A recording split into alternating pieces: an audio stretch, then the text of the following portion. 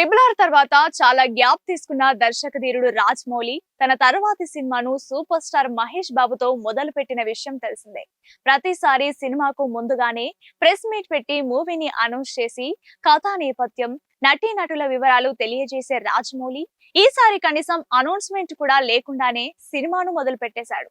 Forest adventure నేపథ్యంలో ఈ cinema తెరకెక్కుతుందని ఇప్పటికే రాజమౌళితో పాటు సినిమాకు కథ అందించిన అతని తండ్రి విజయేంద్ర ప్రసాద్ కూడా వెల్లడించారు.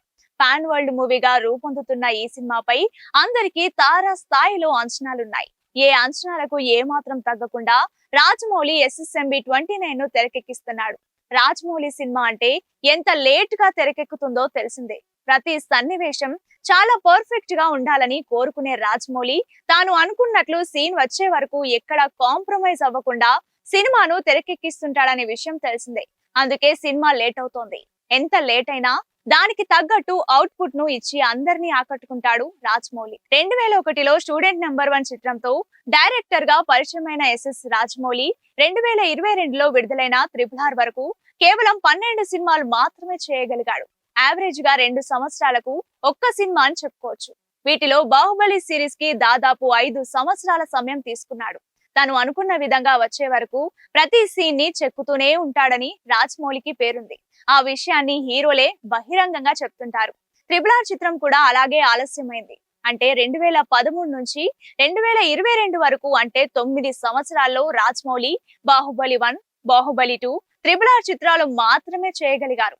బాహుబలి సిరీస్, త్రిబుల్ ఆర్ చిత్రాలతో ప్రపంచ స్థాయి గుర్తింపు తెచ్చుకున్నారు రాజమౌళి. దీంతో అతను చేయబోయే తదుపరి సినిమాపై హై ఎక్స్పెక్టేషన్స్ ఏర్పడ్డాయి. మహేష్ రాజమౌళి కాంబినేషన్ లో సినిమా అనౌన్స్ చేసిన తర్వాత చాలా కాలానికి షూటింగ్ ప్రారంభమైంది. ఈ సినిమా కోసం వివిధ భాషల నుంచి ఆర్టిస్టులను ఎంపిక చేశారని, అలాగే హాలీవుడ్ నటీనటులు కూడా ఇందులో నటిస్తున్నారని వార్తలు వస్తున్నాయి. సాధారణంగా తన ప్రతి సినిమా ప్రారంభానికి ముందు ఒక మీడియా సమావేశం ఏర్పాటు చేసి ఆ సినిమాకు సంబంధించిన కథను క్లుప్తంగా చెప్తారు రాజమౌళి.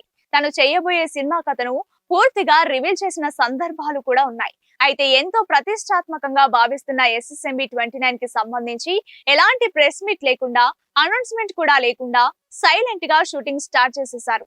ఇప్పటికే 2 షెడ్యూల్స్ పూర్తి చేశారని కూడా తెలుస్తోంది.